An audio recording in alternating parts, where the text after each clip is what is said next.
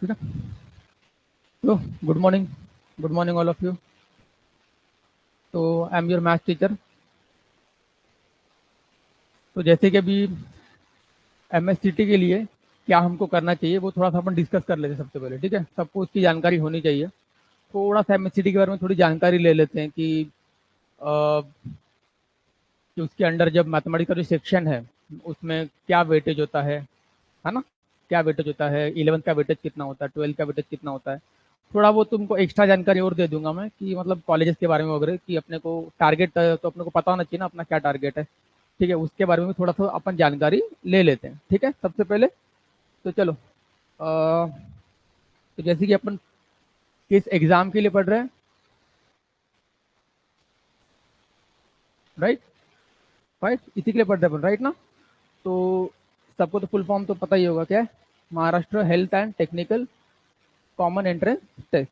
Fine, उसके लिए अपन technical की बात करेंगे, राइट यहाँ पे। ओके तो जैसे कि एग्जाम का मोड सबको पता ही है, क्या मोड है एग्जाम का, ऑनलाइन ही होता है मोड, पता है ना।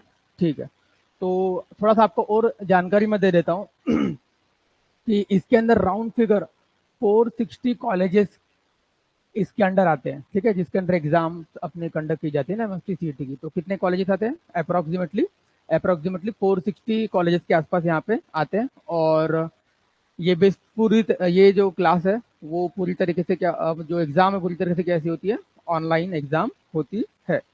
ठीक है, तो इसके अंदर अपने कौन कौन से कॉलेजेस मिल सकते हैं अपने को, जैसे कि गवर्नमेंट कॉलेज हो गया, ठीक है ना, गवर्नमेंट कॉलेज हो गया, या फिर यूनिवर्सिटी कॉलेज हो गया, ठीक है, या फिर गवर्नमेंट नॉन एडेड कॉलेज, है ना, या फिर गवर्नमेंट फंडेड कॉलेज। तो इस तरीके से कैटेगरीज होती है, उसके अंदर अपने को कॉलेजेस मिलते हैं। ठीक है, ये बात भी सबको क्लियर है। अब उसके बाद हम कौन कौन से डिवीजन के अंदर आते हैं वो भी अपन थोड़ा सा देख लेते हैं। जैसे कि अपना अमरावती हो गया, रीजन हो गया, रीजन होते हैं, ठीक है ना। जैसे कि अमरावती रीजन है, उसके बाद औरंगाबाद रीजन है, उसके बाद नागपुर रीजन है, ठीक है, उसके बाद नासिक रीजन है, एक बार पुणे रीजन है, और मुंबई रीजन है। इस तरीके से रीजन है, इसके अंडर अपने को कॉलेजेस मिलते हैं। और जनरली बच्चे जो प्रीफर करते हैं वो तो पता ही है, पुणे रीजन करते हैं या फिर मुंबई रीजन करते हैं। ये दोनों रीजन ही जनरली बच्चे प्रीफर करते हैं। ऐसा इसका रीजन, इसका मतलब एक फायदा भी है कि आईटी हब, जनरली जो आईटी कंपनी वगैरह है वो ज्यादातर पुणे मुंबई में है, तो बच्चे वहीं पे थोड़ा सा प्रीफर करते हैं वो कॉलेजेस सिलेक्ट करना। और ऑब्वियसली वहाँ के जो कॉलेजेस है उसका कट ऑफ भी थोड़ा सा अच्छा खासा ही होता है, ये बात भी अपने को अच्छे से पता है। ठीक है, तो ये बात भी है। तो और थोड़ा देख लेते हैं अपन लोग कि अगर हम बात करें पिछले साल की, तो पिछले साल लगभग 6 लाख बच्चों ने एग्जाम दिया था एमएससीटी का, लगभग 6 लाख। नंबर बहुत बड़ा ही है, अगर हम महाराष्ट्र की बात करें ना तो नंबर बहुत बड़ा है।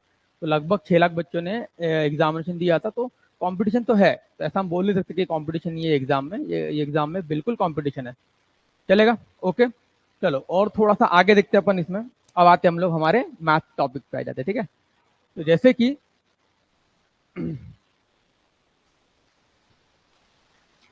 हम बात कर लेते हैं मैथमेटिक्स की।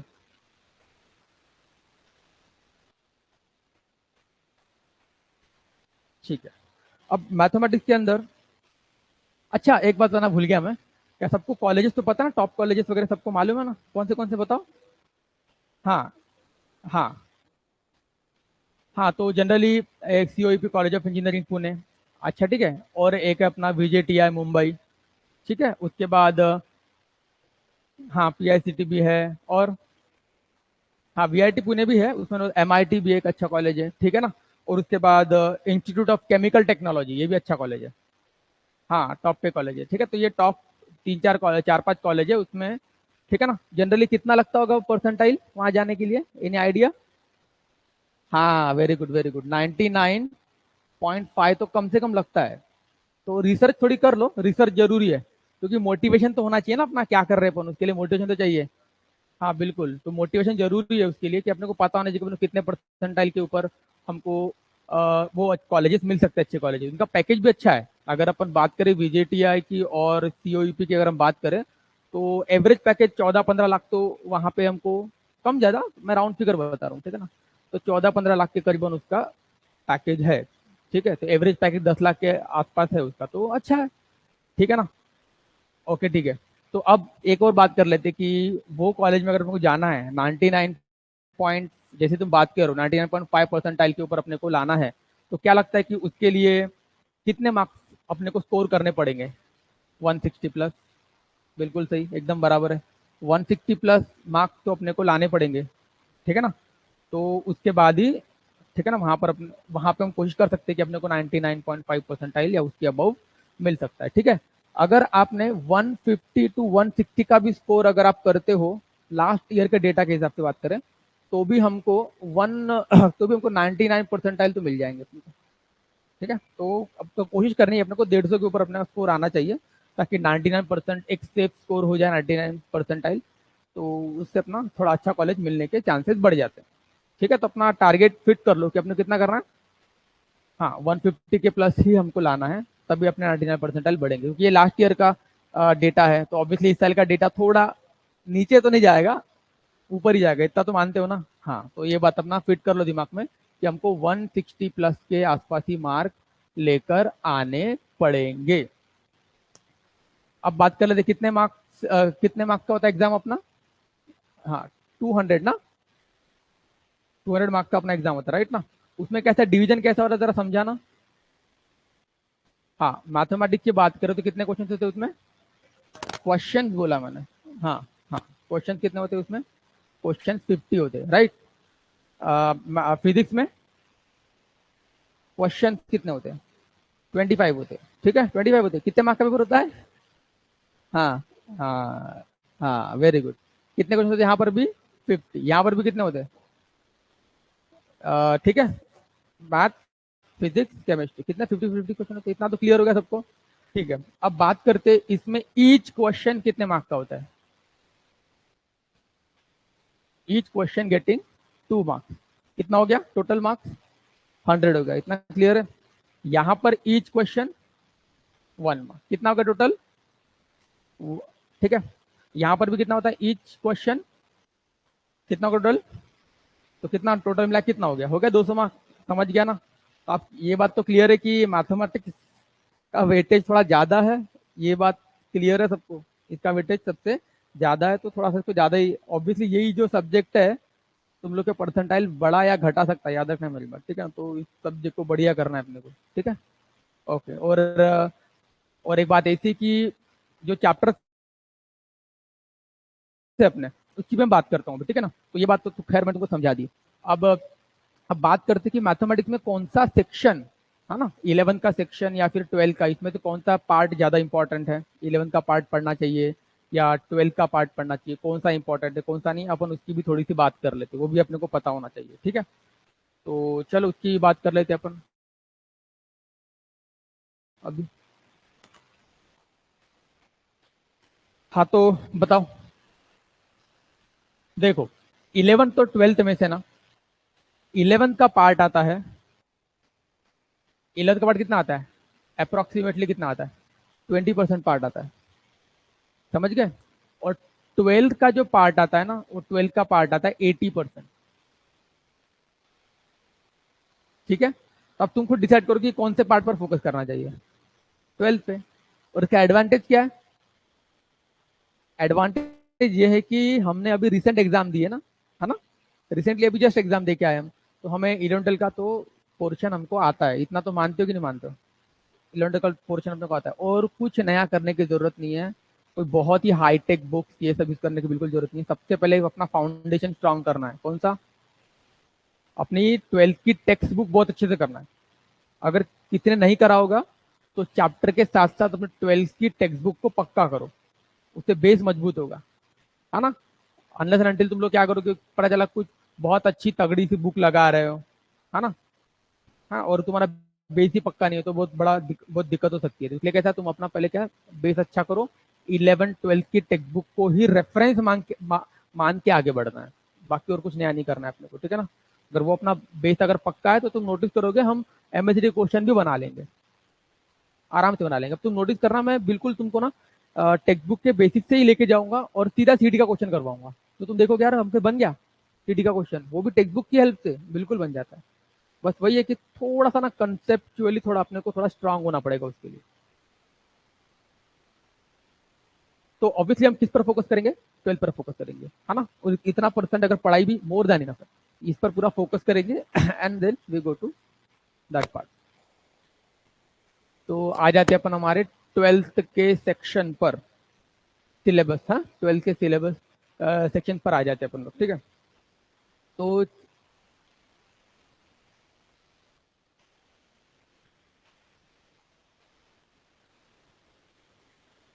ठीक है, 12 चैप्टर्स पे आएंगे। किसकी बात करते हैं सबसे पहले?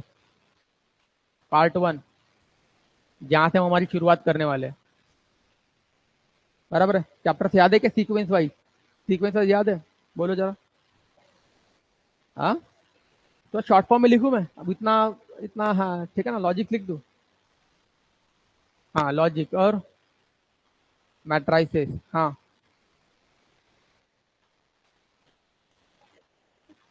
Trigonometric function, right. हाँ तो शॉर्ट फॉर्म में लिख रहा हूँ मैं, समझ रहे हैं ना? हाँ हाँ। अच्छा, इसके डायरेक्ट बात क्या लाइन एंड प्लेन आता है क्या? इसके डायरेक्ट बात लाइन एंड प्लेन आता है, याद नहीं है? क्या आता है, याद है? अरे इसके साथ इसके बाद क्या था, पेयर ऑफ स्ट्रेट लाइन, भूल गए? याद होना चाहिए ना, क्या था इसके बाद? पेयर ऑफ स्ट्रेट लाइन, ठीक है। थोड़ा सा कुछ और छोटा कर लेते हैं। पेयर ऑफ स्ट्रेट लाइन हो गया। अच्छा चलो उसके बाद बताओ, वेक्टर्स, ठीक है बिल्कुल बराबर है। ठीक है, उसके बाद बताओ लाइन एंड प्लेन। अच्छा जरा इसका दौर बताओ। हाँ वेरी गुड। ठीक है, क्या था उसके बाद? एल पी पी, मतलब क्या होता है इसका, एलपीपी का? Linear programming problem. फाइन, यहां तक सब क्लियर है ना? तो चलो, तो अभी अपन क्या करते पता है क्या, ये तो चैप्टर है, सारे चैप्टर इंपॉर्टेंट है, इस बात को मानते हो ना? अब हम देखेंगे कि इस चैप्टर में से लगभग लगभग कितने क्वेश्चंस आते हैं और उनका वेटेज क्या है, पता होना चाहिए। बराबर है, इसका वेटेज देख लेते, पार्ट 1 का भी देख लेंगे और साथ में अपन पार्ट 2 का भी देख लेंगे, तो पूरा नॉलेज हम लोग को आ जाएगा उस बात में। ठीक है, तो थोड़ा छोटा कर लेते अपन और यही बाजू में लिख देते, चल जाएगा ना? ठीक है, तो इस चैप्टर के लगभग लगभग वी कैन गेट लग 2 क्वेश्चन। समझ में आ रहा? मैथमेटिकल लॉजिक के अपने को लगभग एक डेटा है मेरे पास, वो डेटा मैं अभी डिस्कस कर लेता हूँ, ठीक है। तो लॉजिक के लगभग 2 क्वेश्चन आते हैं, उसके बाद मैट्राइसिस देखोगे, उसके भी अपने 2 क्वेश्चन आते हैं। ट्रिग्नोमेट्री के लगभग 3 क्वेश्चन मिलेंगे। पेयर ऑफ स्ट्रेट लाइन के लगभग 3 क्वेश्चन मिलेंगे। वेक्टर्स के हमारे पास 4 क्वेश्चन मिलेंगे। लाइन एंड प्लेन के भी लगभग 4 क्वेश्चन मिलेंगे और एलपीपी के 1 से 2, मतलब एवरेज तो एक ही पकड़ा है मैंने, किसी पेपर में 2 आ भी जाएंगे, बट ठीक है एवरेज एक ही है। तो अब तुम नोटिस करो कि वेटेज किसका ज्यादा है? वेक्टर लाइन प्लेन का वेटेज बहुत ज्यादा है, 4 क्वेश्चन है, बराबर है। तो याद रखना इस बात को। मुझे मुझे लगता है मार्क बताने की तुमको जरूरत नहीं है, क्योंकि एक क्वेश्चन कितने मार्क का है यहाँ पे? 2 मार्क का है, तो 2 क्वेश्चन 4 मार्क के, तो 4 4 मार्क का ही चैप्टर है, ये चैप्टर भी 4 मार्क का है, ये 6 मार्क का चैप्टर, ये भी 6 मार्क का है, ठीक है ना। ये 8 मार्क का चैप्टर, ये 8 मार्क का चैप्टर है, और एलपी अपना 2 मार्क का चैप्टर है, ठीक है। ओके, यहाँ तक हो गया। ये अपने पार्ट 1 की बात हो गई। ओके, अपन बात कर लेते थोड़ा सा पार्ट 2 की बात कर लेते हैं, ठीक है। पार्ट 2 की बात कर लेंगे। तो चलो यार, पार्ट 2 में मुझे बता दो चैप्टर्स फटाफट, कौन से आते हैं? याद है पार्ट 2 के चैप्टर? याद नहीं है? अरे याद तो होना चाहिए। हाँ डिफरेंशिएशन, हाँ सीक्वेंस, सीक्वेंस याद होना चाहिए ना, हम लोग को पता होना चाहिए। हाँ मैं शॉर्ट फॉर्म में लिखता हूँ, ठीक है। डिफरेंशिएशन है, दूसरा क्या है रे? बोलो। हाँ very good very good, AOD, application of derivative. अच्छा ठीक है, तीसरा? तीसरा बोलो। याद नहीं है? इनडेफिनाइट इंटीग्रेशन, मैं शॉर्ट फॉर्म लिख रहा हूँ, ठीक है, सबको बार बार रिपीट कर रहा हूँ मैं। इनडेफिनाइट इंटीग्रेशन, उसके बाद डेफिनेट इंटीग्रेशन। इनडेफिनाइट के बाद क्या आ रहा है? डेफिनेट इंटीग्रेशन, हाँ और बोलो। Very good, application of definite integration, मैं शॉर्ट फॉर्म लिख रहा हूँ, ठीक है। उसके बाद छठा, डिफरेंशियल इक्वेशन कहाँ गया? हाँ हाँ, क्या रहा है? डिफरेंशियल इक्वेशन, ठीक है। उसके बाद 7वां चैप्टर बताओ, प्रोबेबिलिटी डिस्ट्रीब्यूशन।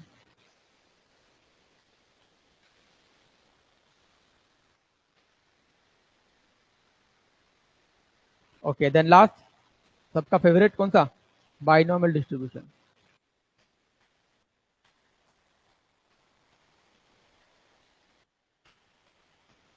ये सारे चैप्टर है, तो लगभग एक चैप्टर थोड़ा इसमें ज्यादा है पार्ट 2 में, ठीक है ना। चलो क्वेश्चन, नंबर ऑफ क्वेश्चन देख लेते हैं बेटे। तो डिफरेंशिएशन से क्या लगता है कितने क्वेश्चन आते होंगे? 4। ठीक है क्या? थोड़ा रिसर्च कर लिया करो, ठीक है। डिफरेंशिएशन लगभग 4 क्वेश्चन आते थे, समझ रहे, वेटेज बहुत ज्यादा है डिफरेंशिएशन का, ठीक है। चलो फटाफट लिख लेते, ठीक है। डिफरेंशिएशन 4 हो गया। Then we have our application of derivative के 3 क्वेश्चन मिलेंगे। इनडेफिनेट इंटीग्रेशन के अपने पास 3 क्वेश्चन मिलेंगे। डेफिनेट इंटीग्रेशन के अपने पास 3 क्वेश्चन मिलेंगे, ठीक है। एप्लीकेशन ऑफ डेफिनेट मतलब जिसको अपन लोग एरिया अंडर द कर्व बोलते हैं, याद है ना, एरिया अंडर द कर्व इस चैप्टर को। तो एप्लीकेशन ऑफ डिफरेंट इंटीग्रेशन के अपने पास लगभग 2 क्वेश्चन के बराबर होंगे। डिफरेंशियल इक्वेशन के अपने पास 3 क्वेश्चन है, और बाकी 2 चैप्टर के 2-2 क्वेश्चन है। समझ पा रहे हो क्या? सोचो, अभी सोचो, तुम खुद कैलकुलेट कर सकते हो इसमें कितने क्वेश्चन है, बताओ लगभग कितने हैं, गिनो, दोनों में गिनो, किसमें नंबर ऑफ क्वेश्चन ज्यादा आ रहा है? ऑब्वियसली पार्ट 2 में ही नंबर ऑफ क्वेश्चन ज्यादा है, समझ में आ रहा सबको? तो पार्ट 2 का वेटेज ज्यादा है, इसमें किसी को कोई शक? बट ऐसा नहीं है कि पार्ट 1 में भी बहुत अच्छा कर सकते हैं। पार्ट 1 में जो चैप्टर है बड़े इजी है। मैथमेटिकल लॉजिक हो गया, ये थोड़ा इजी चैप्टर है, सबको आता है ऑलमोस्ट ये चैप्टर। मैट्राइसिस भी अपन बहुत अच्छे से कर सकते हैं, इजी चैप्टर है, मानते हो ना सब लोग? ठीक है। उसके बाद एलपीपी, ये भी इजी चैप्टर है ना, बहुत इजी चैप्टर हो गया अपना, ठीक है। ओके फाइन, यहाँ से भी हम, ये देखो ये 2 चैप्टर बड़े इजी है। प्रोबेबिलिटी डिस्ट्रीब्यूशन, बायनोमियल डिस्ट्रीब्यूशन, है ना, इजी कि नहीं? ठीक है। डिफरेंशिएशन भी तुम अच्छे से कर सकते हो, ठीक है ना, मतलब उतना ये नहीं है। तुम अपनी बोर्ड की टेक्स्ट बुक अच्छे से लगा लो। अगर बोर्ड की टेक्स्ट बुक अच्छे से लगाते हो तो देर इज हाई प्रोबेबिलिटी कि तुमको डिफरेंशिएशन के 4 में से कम 2 सवाल तो बन ही जाएंगे, ठीक है ना। बेस थोड़ा सा एकदम मजबूत कर लो। क्लियर हो गया? तो अब मुझे बताओ, इसी पर अपन फोकस करेंगे मैक्सिमम। तो ये इस सेक्शन में किसी को डाउट है क्या? ये पूरा क्लियर हो गया? हाँ, तो वेटेज भी तुमको क्लियर हो गया, दिमाग में एक आइडिया, रफ आइडिया भी आ गई कि हमको किस पर फोकस करना है, किस पर फोकस नहीं करना है। ओके डन, आगे बढ़े। चलो तो यहां से अपन अभी आगे बढ़ते हैं। 11th का बता दूं कि रहने दूं? 11th का, हाँ 11th में 12 का सेक्शन इंपॉर्टेंट है मेरे हिसाब से तो, ठीक है ना। 11th का सेक्शन है, अगर तुम चाहते हो तो 11th में मैं बता देता हूँ तुम लोग को, ठीक है ना। 11th के टॉपिक के बारे में थोड़ी जानकारी दे देता हूँ। 11th में कौन कौन से चैप्टर आते हैं? एक तो कॉम्प्लेक्स नंबर आता है, मैं शॉर्ट फॉर्म लिख रहा हूँ, ठीक है। कॉम्प्लेक्स नंबर आता है। दूसरा आप पकड़ लो पीएनसी, पकड़ लो, परमुटेशन एंड कॉम्बिनेशन, ठीक है। उसके बाद तुम पकड़ लो फंक्शन,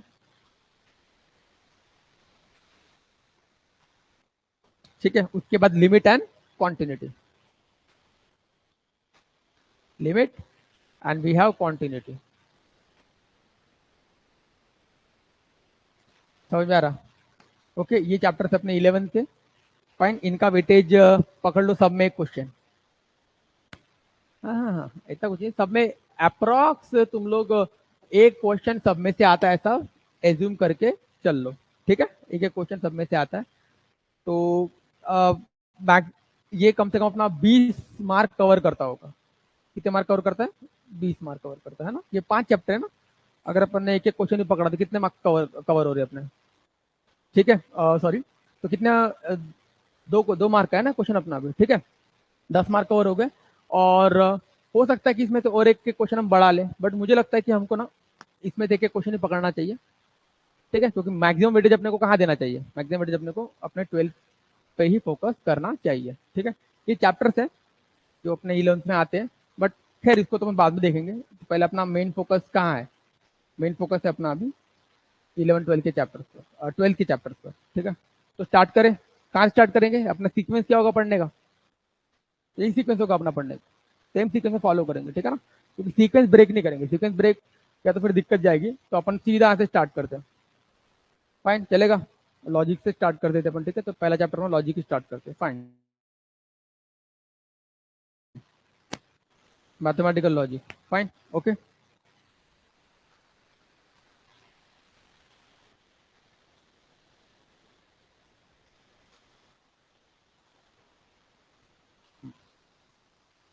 मैथमेटिकल लॉजिक। तो मैथमेटिकल लॉजिक में कौन कौन सी बातें अपने को पता है, देखो पूरा डिटेल बताने की जरूरत नहीं है, सब तुमको आता है, ठीक है। मैं थोड़ा ओवरव्यू करता हूँ, फिर अपन सीधा क्वेश्चन पे आते हैं, ठीक है। मैथमेटिकल लॉजिक में सबसे पहले क्या जानना पड़ेगा, क्या जानना जरूरी है, हमको स्टेटमेंट पता होना चाहिए। स्टेटमेंट मतलब ऐसा सेंटेंस जिससे सही या गलत का पता चलता हो, वो क्या हो गया, स्टेटमेंट हो गया। Sun rises from, sun rises from east, ये स्टेटमेंट है। हाँ, क्या ये सही स्टेटमेंट है, हाँ। समझ में आ रहा है। पहली बात तो स्टेटमेंट क्यों है ये, क्योंकि इससे सही और गलत का पता चल रहा है। मैंने बोला 2 + 3 > 5, क्या ये स्टेटमेंट है, हाँ। क्यों स्टेटमेंट क्यों है, क्योंकि इससे सही या गलत का पता चल रहा है। क्या ये स्टेटमेंट सही है, नहीं, ये स्टेटमेंट गलत है। तो ऐसे सेंटेंसेस को अपन स्टेटमेंट बोलेंगे जिससे क्या पता चलता हो, सही या गलत का पता चलता हो, वो सेंटेंसेस क्या कहलाएंगे, स्टेटमेंट कहलाएंगे, बस दैट्स इट। ओके, अब स्टेटमेंट के साथ हमको एक दो बातें और यहाँ पे क्लियर करनी पड़ेगी कि हमारे पास ना इनकी स्टेटमेंट की ट्रूथ वैल्यू होती है। ट्रूथ वैल्यू मतलब अगर वो स्टेटमेंट सही है तो उसकी ट्रूथ वैल्यू क्या कहलाएगी, ट्रू। अगर वो स्टेटमेंट गलत है उसकी ट्रूथ वैल्यू क्या कहलाएगी, फॉल्स। तो स्टेटमेंट की ट्रूथ वैल्यू होती है, ठीक है। तो ट्रू मतलब उसको टी से डिनोट करते हैं, फॉल्स मतलब उसको किससे डिनोट करते हैं। तुम नोटिस करते हो पूरे चैप्टर में अपन इसी अल्फाबेट को यूज करते हैं, पता है कि नहीं पता है, पता है ना, ठीक है। तो स्टेटमेंट हो गया, उसके बाद बात करते हैं अपन लोग अभी लॉजिकल कनेक्टिव। कनेक्टिव मतलब जानते हो क्या होता है कनेक्टिव, जो स्टेटमेंट को जोड़ने के काम आता है, कंबाइन करने के काम आता है, ठीक है ना। उसको क्या बोलते हैं अपन लोग, लॉजिकल कनेक्टिव। जैसे कि कौन कौन से कनेक्टिव होते हैं बताओ जरा मुझे। हाँ, वेरी गुड। कनेक्टिव अपने पास होते हैं क्या, एक तो होता है एंड को कैसे डिनोट करते हैं अपन लोग, इस तरह के सिंबल होता है एंड का। हाँ, और क्या होता है बताओ, और क्या सिंबल होता है, ऐसा होता है, राइट।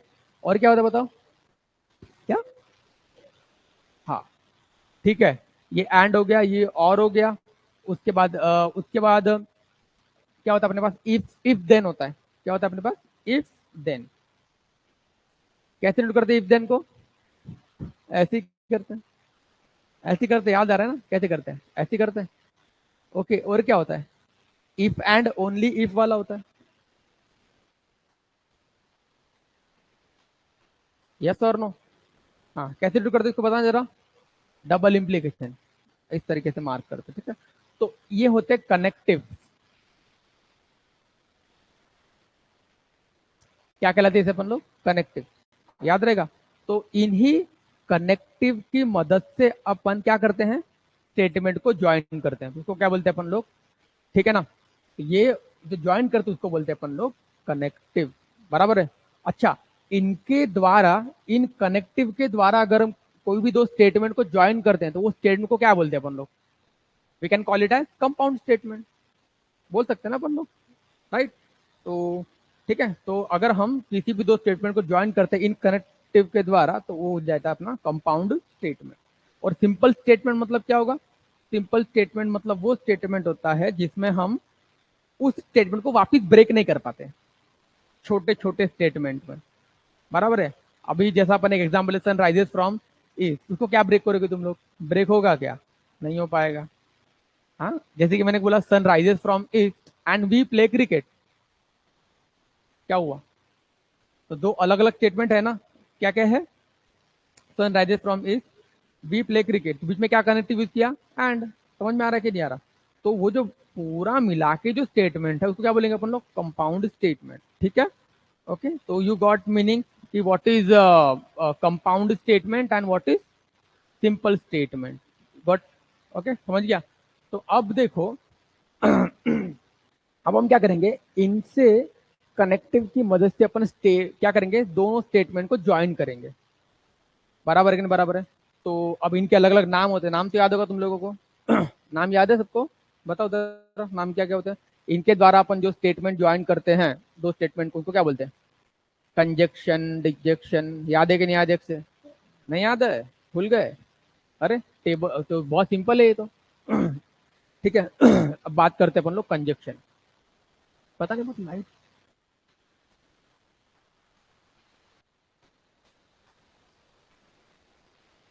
ठीक है, कंजक्शन होता है, ठीक है।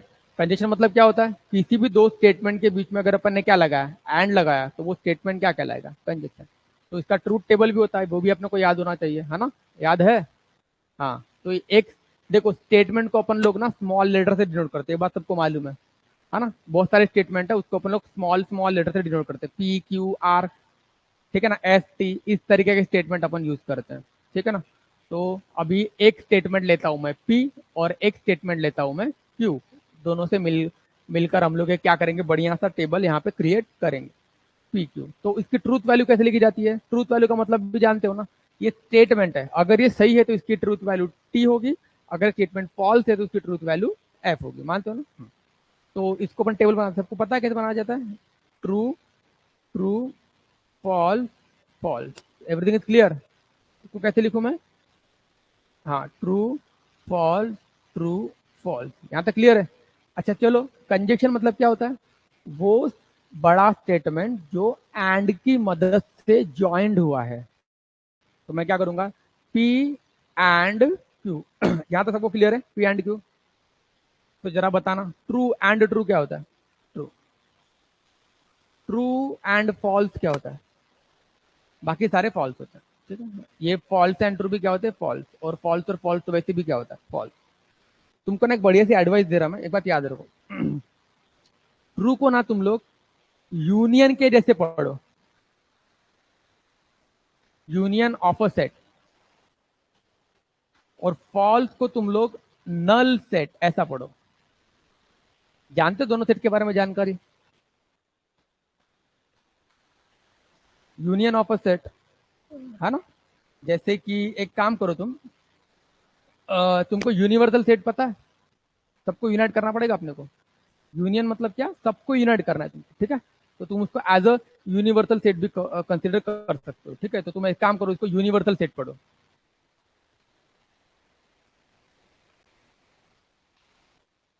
और इसको क्या पढ़ा मैंने, इसको क्या पढ़ो आप लोग, नल सेट पढ़ो। ये देखो, ये मैं तुमको ना कैसे अप्लाई करना उसका बहुत बढ़िया ये एग्जाम्पल है, ठीक है। अपने बुक में नहीं है, बट अपने को थोड़ा सा इसको समझना पड़ेगा, मान सकते हो तुम। अब नोटिस करो, यूनिवर्सल सेट मतलब क्या होता है, सबसे बड़ा सेट होता है, सेट चैप्टर में पढ़ा है। सबसे बड़ा सेट मतलब क्या होता है, यूनिवर्सल सेट। और व्हाट अबाउट नल सेट, हाँ, नल सेट का मतलब होता है कि जिसमें उस सेट में कोई भी एलिमेंट ना हो, खाली हो, पूरी तरीके से एम्प्टी हो, उसको पढ़ते हैं अपन व्हाट, नल सेट, ठीक है। अब दिमाग लगा, universal set and universal set क्या होगा, यूनिवर्सल सेट, मानते हो ना। Universal set and null set क्या होगा, एंड मतलब इंटरसेक्शन होता है ना, एंड का मतलब क्या होता है, इंटरसेक्शन, और का मतलब क्या होता है, यूनियन। समझ में आ रहा है कि नहीं आ रहा, एंड का मतलब क्या होता है, इंटरसेक्शन। इसको कैसे पढ़ेंगे, ये इंटरसेक्शन है, ये इंटरसेक्शन बराबर है। हाँ, तो एम्प्टी सेट, एफ मतलब क्या बोला मैंने, null set, null set empty set, clear है ना। एम्प्टी सेट का इंटरसेक्शन यूनिवर्सल सेट के साथ क्या होगा, empty set, common sense. Empty set मतलब क्या होगा, एफ, साफ साफ क्लियर है। ये देखो, फॉल्स एंड फॉल्स मतलब एम्प्टी सेट का इंटरसेक्शन एम्प्टी सेट का क्या होगा, एम्प्टी सेट, तो क्या होगा, एफ ही आने वाला है। हाँ, रिलेट कर पा रहे हो, याद करने में इजी है ना, याद करना ही नहीं पड़ता एक्चुअली, वो पढ़े बराबर वो ऑब्वियस आंसर आ जाता है। चलो, तो ये बढ़िया है, अपना कंजक्शन क्लियर हो गया। अब बात करते किससे, डिसजेक्शन की बात करेंगे।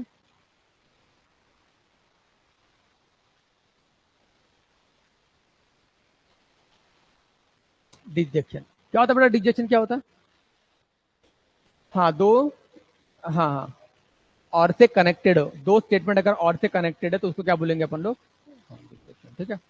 तो ये किस किस तरीके के सिंबल को रिप्रेजेंट करता है जरा बताना, इस तरीके से वी का सिंबल होता है, ठीक है। तो इस तरीके से अपन अभी स्टेटमेंट लिख लेते हैं, एक स्टेटमेंट पी है, अगला क्या है, क्यू है, अगला क्या होगा, पी, ठीक है, और क्यू। ये बात क्लियर है क्या, सबको समझ गया, और इस तरीके से लिखा जाता है ना, ठीक है। तो वापस लिख लेंगे, कोई स्टेटमेंट क्या होता है, या तो ट्रू, या तो ट्रू, या तो फॉल्स, या तो false, true false true false. आता क्लियर है कि नहीं क्लियर है, ठीक है। अब पी, ट्रू और ट्रू, ट्रू और ट्रू क्या होता है, ट्रू ही होगा, ऑब्वियस है, ट्रू क्या होगा, ये ट्रू ही होगा, है ना। यूनिवर्सल और मतलब क्या होता है? और मतलब सबको मिलाना होता है, इसमें किसी का कॉमन पार्ट नहीं होता। क्या होता है? मिलाना, सबको यूनाइट करना होता है। ठीक है, तो ट्रू और ट्रू, यूनिवर्सल सेट और यूनिवर्सल सेट क्या होता है? यूनिवर्सल सेट ही होगा। अब बताओ ट्रू और फॉल्स क्या होगा? है ना, मतलब मैंने क्या बोला, यूनिवर्सल सेट का एम्प्टी सेट के साथ यूनियन यूनिवर्सल सेट होगा। कुछ ना कुछ आएगा ना, है ना। एक सेट है जिसमें सब कुछ है और एक सेट में कुछ भी नहीं, तो उनको मिलाएंगे तो क्या आएगा? वो सब कुछ ही आएगा ऑब्वियसली। ये क्या हो गया? ट्रू हो गया। यहाँ पे भी क्या आएगा? ट्रू आएगा। यहाँ पे कितना आएगा? क्योंकि अगर कोई एक सेट खाली है, अगला वाला भी खाली है, तो पूरा मिलाओगे तो क्या होगा? भरा रहेगा क्या? खाली रहेगा। तो खाली का मतलब क्या है यहाँ पे अपने लिए? फॉल्स। समझ गए? समझ गए? तो डिजेक्शन में भी अपने को बात क्लियर हो गई कि किस तरीके से अपने को स्टेटमेंट यहाँ पे कवर करने पड़ेंगे। बात क्लियर है? चलो, अच्छा चलो, कंजक्शन हो गया, डिजेक्शन हो गया। अब और दो बचे शायद अपने पास। कौन सा बचा है? जिसको इम्प्लाई से डिनोट करते हैं अपन, राइट ना। बताओ, अगर किसी भी दो स्टेटमेंट को अपन ने इम्प्लाई से डिनोट किया तो वो स्टेटमेंट को क्या कहते हैं? हाँ, तो क्या कहते हैं? नाम क्या है उसका? पढ़े हो भी, जस्ट निकले हो तुम लोग पढ़ के। कंडीशनल। याद आ रहा है? इम्प्लीकेशन भी बोलते हैं। क्या बोलते हैं अपन उसको? कंडीशनल। इसको थोड़ा छोटा कर देते यार अपन।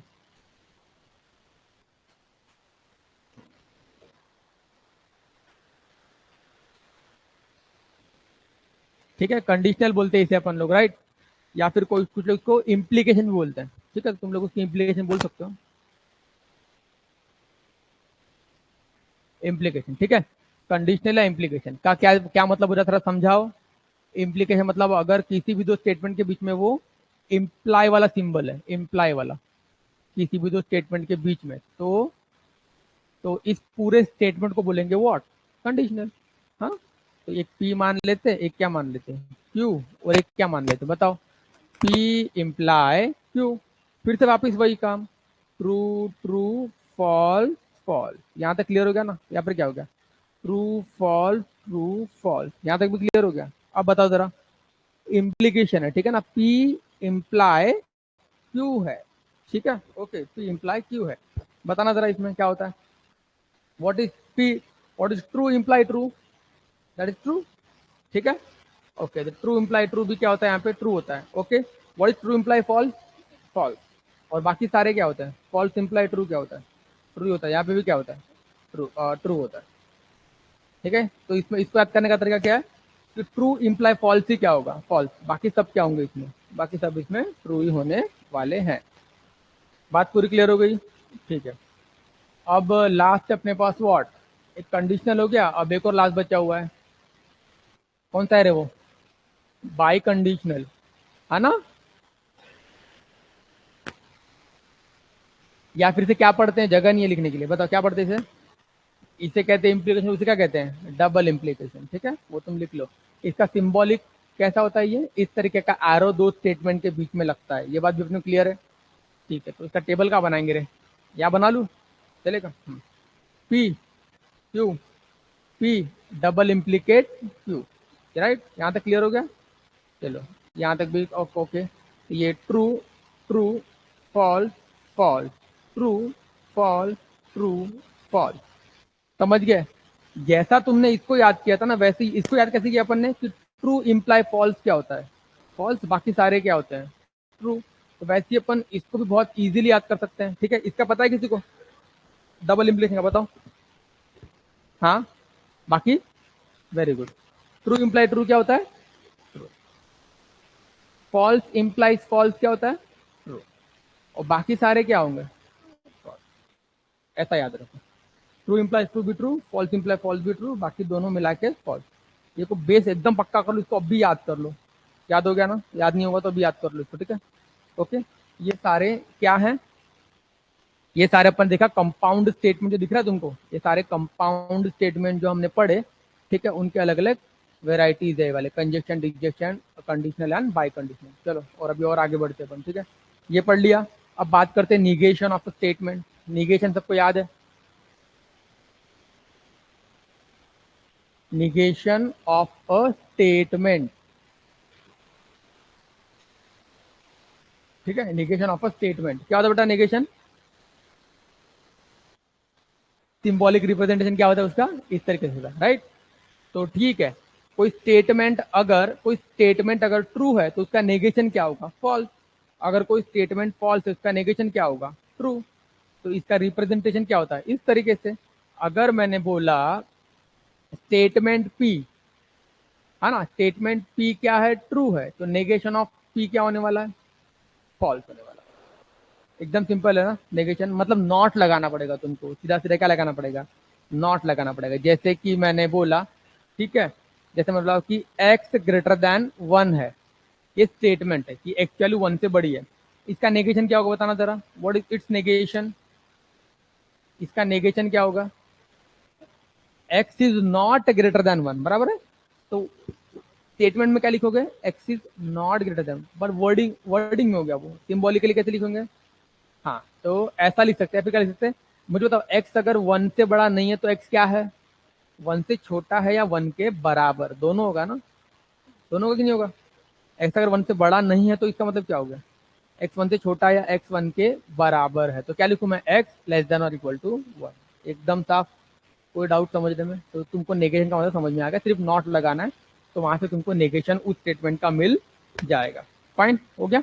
और क्या था, और क्या कॉन्सेप्ट में क्या पढ़ने के लिए, नेगेशन हो गया। चलो और आगे बढ़ते अपन, ठीक है, यहाँ तक तो क्लियर हो गया सबको।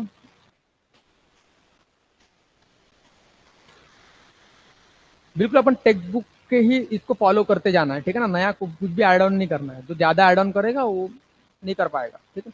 टेक्स्ट बुक को फॉलो करते हुए आगे बढ़ना है अपन, ठीक है।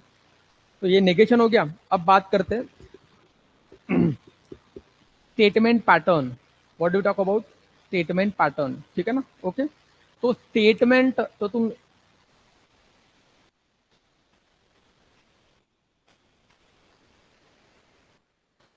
Statement pattern, what is statement pattern. तो ये देख रहे हो तुम लोग, ये क्या है, पी इम्प्लाइज क्यू, जो तुम देख रहे हो अभी, है ना, this is nothing but what, statement pattern, ठीक है। तो यहाँ पर क्या लिख सकते हैं, पी डबल इम्प्लीकेशन क्या हो गया, यहाँ पे क्यू रख दिया अपन ने, या फिर ठीक है उसके बाद नेगेशन ऑफ पी और क्यू ऐसा कर दिया अपन ने। ये सारे क्या है, स्टेटमेंट पैटर्न हो गए, राइट। तो अब इसमें ना अपने को दो तीन चीजें और समझनी है, टोटोलॉजी, कॉन्ट्राडिक्शन एंड कंटीजेंसी, ये तीन बात अपने को समझनी है। किसी को पता है क्या होता है ये तीनों बातें, समझाना जरा क्या होता है। What is meaning of tautology, हाँ, जो ट्रूथ टेबल अपने बनाता ना, इसको क्या कहते हैं बेटा, सबको बताने की जरूरत नहीं पड़नी चाहिए, ये पता ना क्या होता है ये ट्रूथ टेबल है, बराबर है। अब मुझे बताओ ट्रूथ टेबल का जो आंसर है यही होगा ना अपने लिए, स्पीड अप। तो ट्रूथ टेबल का अगर आंसर का सारा वैल्यू अगर ट्रू है तो उसको क्या कहते हैं अपन, टोटोलॉजी। अगर ट्रूथ टेबल का आंसर, इसे जो हम बोल रहे हैं, ये आंसर अगर सारा क्या है, फॉल्स है, तो क्या बोलेंगे, क्या बोलेंगे, कॉन्ट्राडिक्शन, या फिर उसका एक और नाम है फैल्सी, FALLCY, है ना, फैल्सी, फॉल्स। तो ये क्या हो गया, टोटोलॉजी।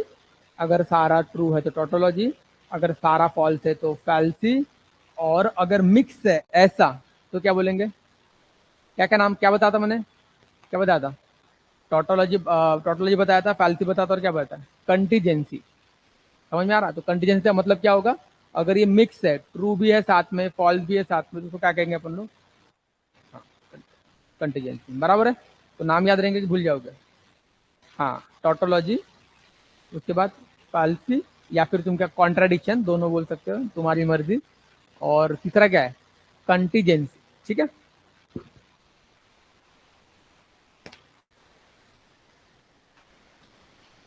ओके, आगे बढ़ू। तो जो जो काम की बात है तुम लिख के रख सकते हो, ठीक है ना। और याद रखो, घर जाके अच्छे से टेक्स्ट बुक अच्छे से रिवाइज करना, उसके बिना काम नहीं होगा, ठीक है। तो जो सारे क्वेश्चन टेक्स्ट बुक में तुम्हारे हैं, तुमको तो पता होगा, वो सारे अच्छे से पढ़ना है तुमको। फाइन, चलो। तो इसी के साथ अपन थोड़ा सा और थोड़ा आगे बढ़ते हैं, अपन देखते और क्या है पढ़ने लिए, पढ़ने लायक अपने लिए। एक और चीज है क्वांटिफायर, क्वांटिफायर जानते हो ना,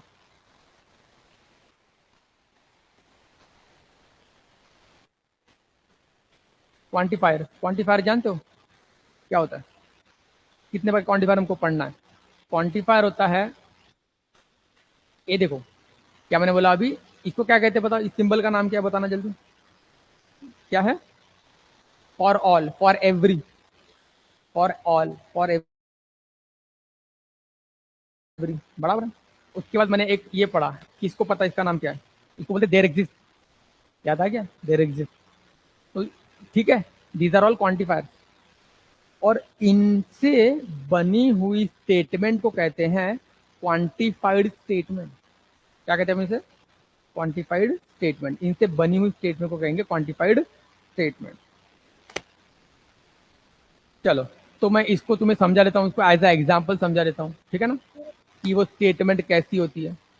मैंने बोला for every x belongs to R, for every x belongs to R, x square is always greater than equal to zero. ये देखो, ये स्टेटमेंट है अपने आप में, ये अपने आप में स्टेटमेंट है। क्यों? क्योंकि इससे सही या गलत का पता चल रहा है। देखो मैंने क्या इसको पढ़ा कैसे, मैंने फॉर एवरी या for all x belongs to R, तो जो एक्स रियल नंबर में, R stand for set of real number, अगर x set of real numbers में है तो उसका स्क्वायर हमेशा ही जीरो या जीरो से बड़ा होगा। मतलब तुम कोई भी रियल नंबर उठा लो, तुम कोई भी रियल नंबर उठा लो, उसका जो क्या होगा स्क्वायर, वो हमेशा जीरो या जीरो से बड़ा होगा। तो यूज कर ले, तो this statement is called as quantified statement. समझ में आ रहा? दूसरे का एग्जांपल दे रहा हूं, there exist x belongs to R such that x plus one is equal to four. जरा इसको देखना, जो मैंने लिखा है ना, इसको मैं बोल रहा हूं क्वांटिफाइड स्टेटमेंट, ठीक है।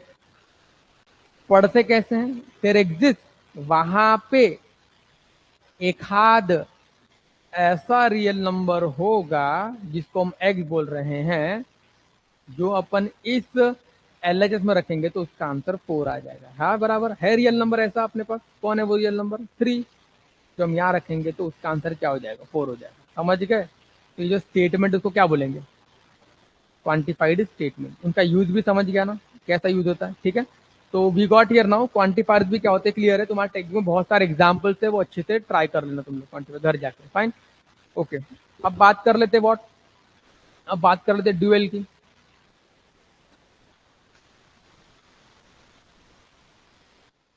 है ना। दो स्टेटमेंट को एक दूसरे का ड्यूएल कब कहेंगे? दो स्टेटमेंट को एक दूसरे का ड्यूएल कब कहेंगे, वो मैं आपको बताता हूँ। हाँ, नहीं नहीं नहीं, नहीं नहीं, नेगेशन लेंगे तब नहीं, बताओ। हाँ, एंड को और बना देंगे और कॉन्ट्रडिक्शन को totalize. Very simple, very simple. अगर कोई स्टेटमेंट मेरे पास लिखा हुआ है, मैं लिखता हूँ यहाँ पे पी और क्यू लिखता हूँ, ये स्टेटमेंट है, मानते हो इस बात को? इसका ड्यूएल बताना जरा। हाँ, तो इसका जो ड्यूएल होगा, इसका इसका जो ड्यूएल होगा, इसका ड्यूएल होगा हमारे पास पी एंड क्यू। क्या करना है तुमको ड्यूएल में? एंड को और बनाना है, और को एंड बनाना है, टोटोलॉजी को कॉन्ट्राडिक्शन करना है, और कॉन्ट्राडिक्शन को टोटोलॉजी करना है। ये ऑपरेशन चार याद रखना, उसी से अपन ड्यूएल बनाते हैं। जैसे कि मैंने बोला ट्रू और टोटोलॉजी और पी का ड्यूएल बताना जरा। हाँ वेरी गुड, क्या होगा? टोटोलॉजी का क्या बना? टोटोलॉजी का बना कॉन्ट्राडिक्शन, और का बना एंड, पी का तो स्टेटमेंट पी ही रहेगा। That's it. तो तुम्हें ड्यूएल का भी मतलब क्लियर हो चुका है, ठीक है, ओके।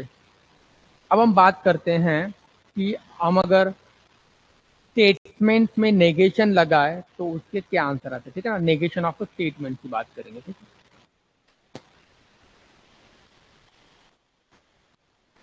नेगेशन ऑफ, ठीक है।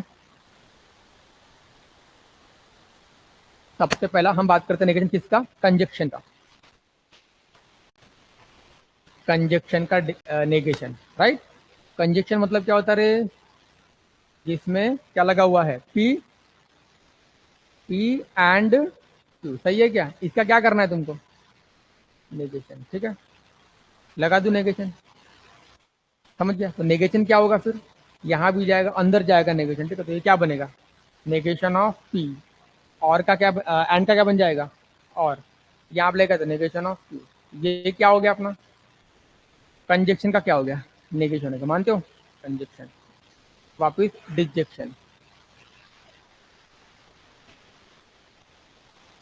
डिजेक्शन मतलब रे पी, हाँ पी और क्यू, मानते हो पी और क्यू लिखा हुआ है, ठीक है। इसका क्या करना है तुमको, उसका तुमको लगाना है वॉट, इसका तुमको लगाना है नेगेशन। बताना नेगेशन अंदर जाएगा तो क्या बनेगा, नेगेशन ऑफ पी, और का बन जाएगा एंड नेगेशन ऑफ क्यू, ये बन गया तुम्हारा नेगेशन ऑफ डिसजेक्शन का, ये क्या है नेगेशन है। मानते हो इस बात को, ओके है, हाँ ठीक है। और बताओ क्या कर सकते हैं, क्या बचा और,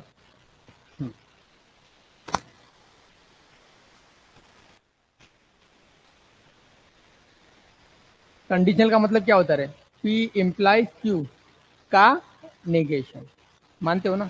अब तुम्हें ना एक बढ़िया बात बता रहा हूँ, याद रखना, ठीक है। पी इम्प्लाइज क्यू को हम क्या लिखते हैं, याद है, what is P implies Q, P implies Q को हम लिखते हैं नेगेशन ऑफ पी और क्यू, समझा। मतलब ट्रूथ टेबल जब हम बनाते, ट्रूथ टेबल को बनाना था ना, तो ट्रूथ टेबल में इसका और इसका आंसर सेम है, इसीलिए इसकी जगह पर ये लिख सकते हैं अपन, इसको बोलते हैं इक्विवेलेंट स्टेटमेंट। याद है ना इक्विवेलेंट स्टेटमेंट, क्या होता है इक्विवेलेंट स्टेटमेंट बताओ। इक्वल स्टेटमेंट मतलब वो दो स्टेटमेंट जिन दोनों का लास्ट कॉलम क्या होता है सेम, आने वाला आंसर क्या होता है सेम, इसका लास्ट कॉलम और इसका लास्ट कॉलम क्या होगा सेम। तो what is P implies Q, negation of P और का क्या करना है मुझे, नेगेशन, मानते हो। तो बताओ नेगेशन ऑफ नेगेशन पी क्या होगा, पी, नेगेशन नेगेशन नलीफाई क्या हो जाएगा पी, और का क्या बन जाएगा and negation of Q, agree. This is your conditional का नेगेशन। अब बात करते fourth by conditional,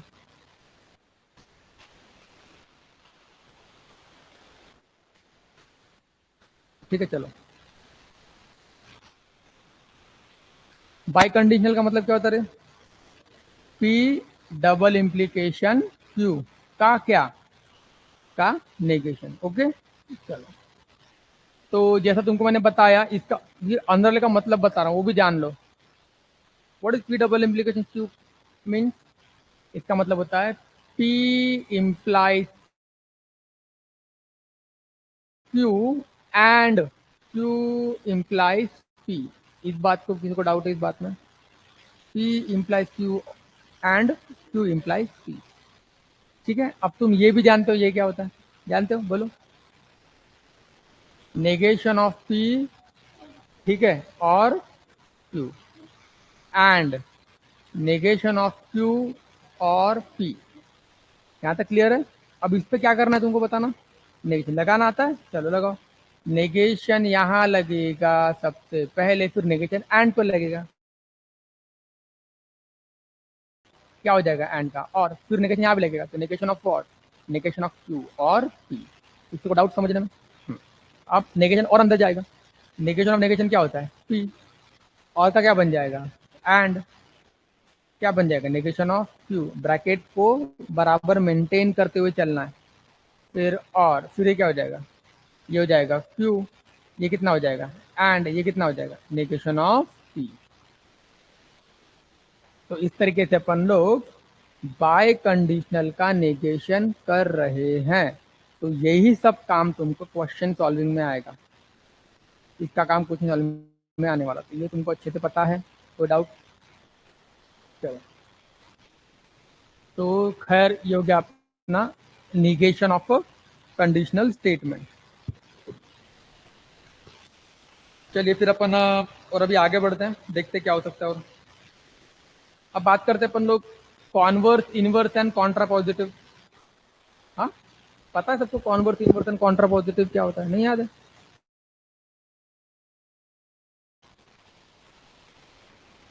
converse of a statement, ठीक है, जैसे कि P इम्प्लाइज Q का अगर मैं कॉन्वर्स चाहता हूं,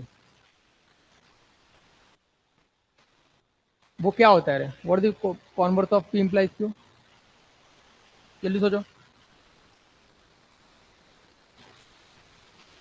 converse of P implies Q is Q implies P. याद है? ये होता है क्या? कॉन्वर्स। याद आ रहा है? Converse. Now we talk about, इसको हटा देते हैं यहाँ से, हमको इसे समझ के लिख रहे हैं। नाउ मुझे बताओ P इम्प्लाइज Q का इनवर्स। नेगेशन ऑफ, हाँ,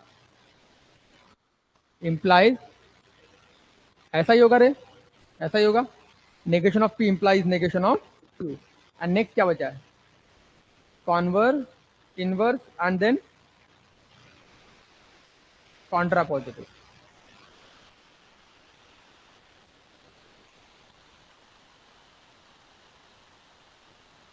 तो what is P implies Q का contrapositive? Negation of Q implies negation of P। यहाँ तक कोई डाउट समझने में? देखो इसका बहुत यूज है, इसमें क्वेश्चन पक्का ही पक्का आते हैं एमसीक्यू में, याद रखना। ये इस टॉपिक में एक आध क्वेश्चन पूछ सकता है, और करना कुछ नहीं होता, बहुत सिंपल होता है। ये कॉन्ट्रा पॉजिटिव और कॉन्वर्स इनवर्स करना बहुत बहुत ईजी होता है, तो इसलिए कैसा, इस बात को तुम लोग अभी याद रखो। फाइन। तो मुझे लगता है मैंने जितनी चीजें मुझे बतानी चाहिए इंपॉर्टेंट वो सारी बता दी है, और कुछ अगर छूटा होगा तो बता दो। एक चीज छूटा है, एक चीज और इम्पोर्टेंट अपने को कवर करना है। लॉज, वो था ना डी मॉर्गन लॉ, बहुत इंपॉर्टेंट लॉज है, उस पर काम कर लो। उन लॉज पर काम कर लिया ना, क्वेश्चन उसी से बनेंगे। तुम बोलोगे सर हम हर क्वेश्चन को ट्रूथ टेबल से बनाएंगे, well and good, truth table से भी क्वेश्चन बनेंगे उसमें, नो डाउट। लेकिन कभी कभी क्या होता है, बहुत बड़ा सा स्टेटमेंट है, तो उसका ट्रूथ टेबल कहाँ बनाएंगे अपन? बहुत टाइम लगेगा। लेकिन अगर कुछ नहीं आता तो बेस्ट सोल्यूशन क्या है? Truth table. अगर नहीं कुछ जम रहा है तो भाई टाइम लगेगा, ट्रूथ टेबल बना लो, क्वेश्चन का आंसर लेकर आ जाओ। ठीक है। तो कुछ काम की बातें हैं, वो सबको याद रखनी है, वेरी इंपॉर्टेंट नोट पॉइंट। ये सब पता होना चाहिए, सारे यूज होंगे, सारे यूज होंगे ये। ठीक है, ओके, आगे बढ़ते हैं। मुझे बताना what is P and P.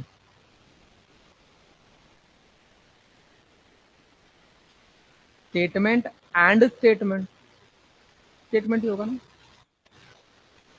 अरे किसी स्टेटमेंट का एंड मतलब इंटरसेक्शन होता है ना, तो किसी स्टेटमेंट का इंटरसेक्शन उसी स्टेटमेंट के साथ क्या होगा? स्टेटमेंट होगा। ठीक है, तो वो क्या आएगा? स्टेटमेंट ही आ गया। या फिर पी और पी कितना होने वाला बताना? स्टेटमेंट और स्टेटमेंट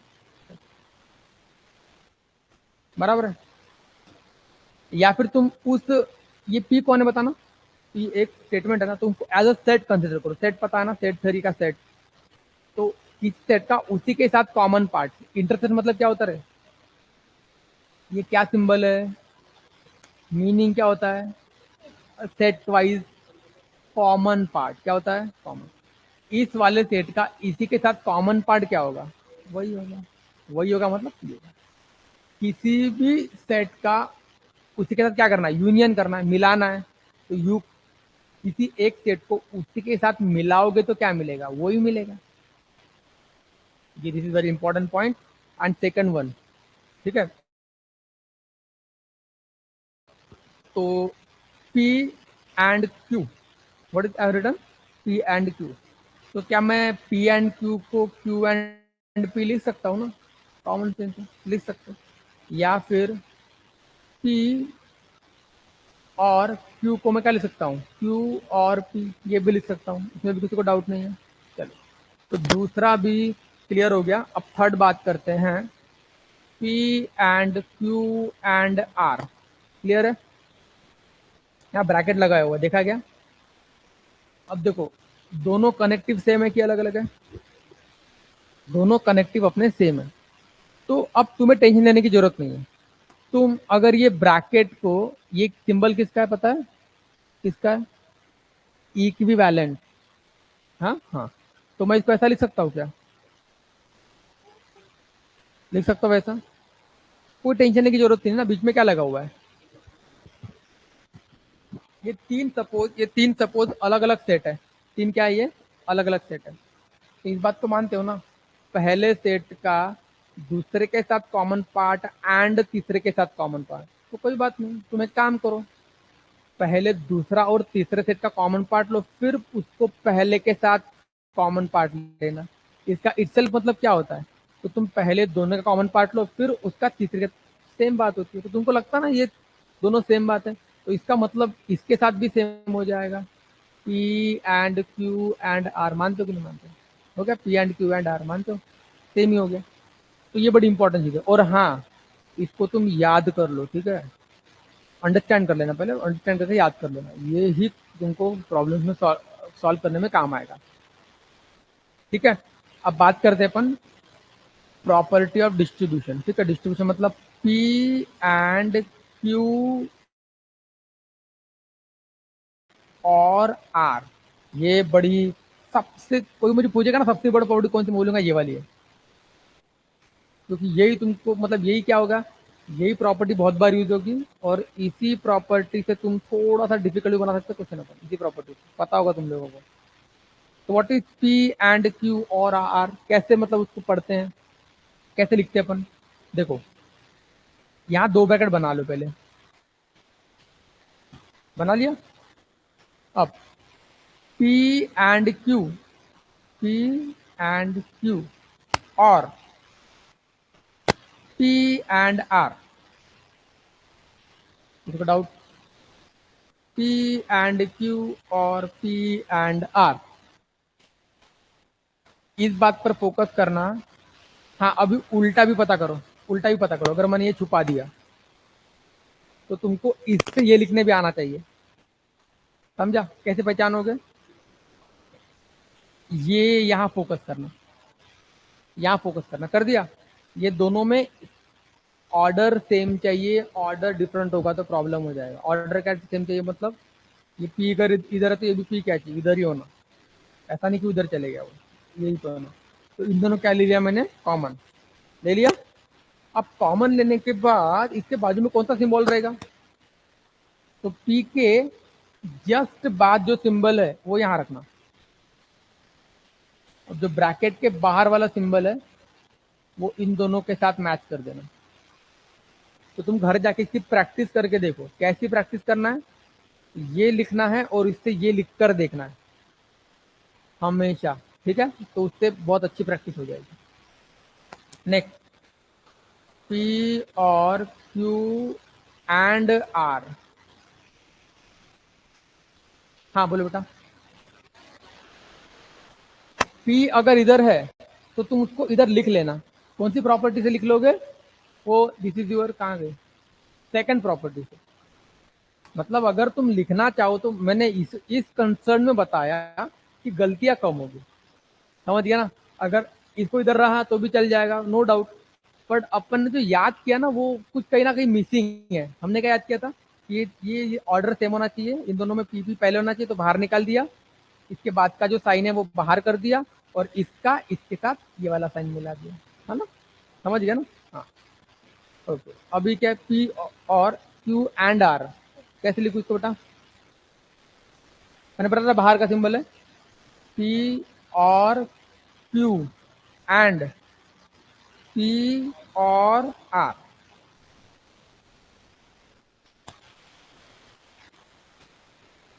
समझ आ रहा है? तो डाउट क्लियर है? ठीक है, उल्टा लिखना सीख जाओ। क्या बोले?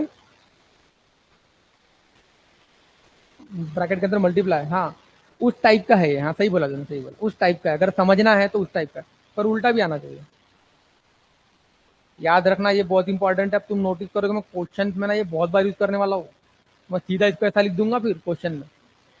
हाँ हाँ, तुम तो टेक्स्ट बुक में नोटिस करना, ऐसे मिलेगा तुमको बहुत ज्यादा। और मैंने क्या कहा, टेक्स्ट बुक ही इंपॉर्टेंट है, बाकी और कुछ ज्यादा ध्यान मत दो। चलो यहाँ तक ठीक है। तो इन बातों पर तुमको फोकस करना है, और दो चार प्रॉपर्टी है उसको भी थोड़ा सा अपन लोग देख लेते हैं। मुझे बताना पी एंड ट्रू क्या होगा।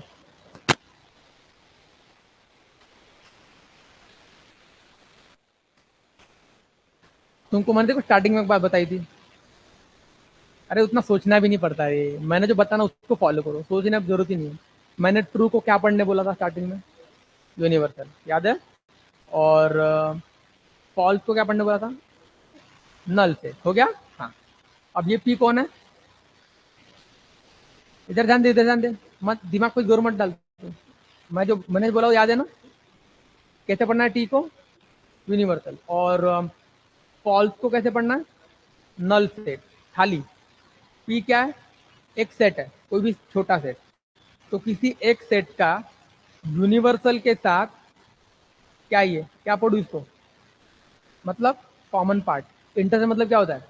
तो मेरे को बता, किसी भी एक सेट का यूनिवर्सल के साथ कॉमन पार्ट क्या होता है? कॉमन सेंस लगाना। एक छोटा सेट है तेरे पास, एक छोटा सेट है तेरे पास और एक यूनिवर्सल सेट है, तो इन दोनों में कॉमन क्या है? तो क्या आएगा आंसर? क्या आएगा? ये आएगा। मानते हैं? लगा दिमाग पे जोर?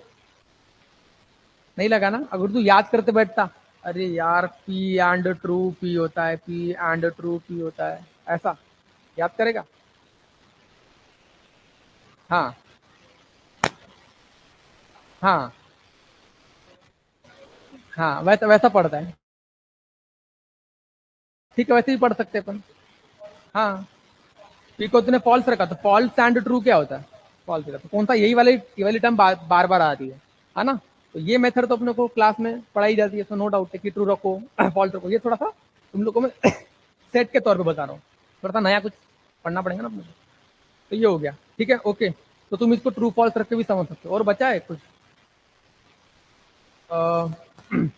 पी एंड फॉल्स, ये बताना। रखो। ट्रू एंड फॉल्स क्या होता है? क्या होता है ट्रू एंड फॉल्स? फॉल्स होता है। अब जोर बटाना दिमाग पे, अब इसको सेट पढ़। पढ़ सेट पढ़। ये एक सेट है, ये क्या है? तो किसी भी एक बड़े सेट का नल के साथ कॉमन पार्ट क्या होता है? नल होता है। नल मतलब कौन है? आंसर क्या आएगा? है इजी? लग रहा है इजी कि नहीं लग रहा है? लग रहा है ना? हाँ, okay. Then we go to next property, P और ट्रू। बताना जरा, पी और ट्रू क्या होता है? पी को क्या पढ़ोगे? पी को क्या पढ़ोगे? एक सेट। और टी मतलब यूनिवर्सल, छोटे सेट का यूनिवर्सल के साथ यूनियन क्या होता है? बड़ा सेट। बड़ा सेट कौन है? Universal. Very good. Next, P और फॉल्स, ये बताना कितना होता है? मिलाना है, मिलाना। क्या आएगा? क्योंकि ये मतलब क्या है? नल। ये मतलब क्या है? सेट।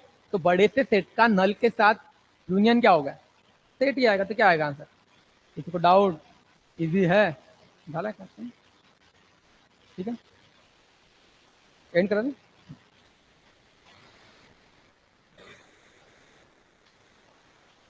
तो ठीक है, बाकी नेक्स्ट क्लास में देखेंगे अपन, ठीक है।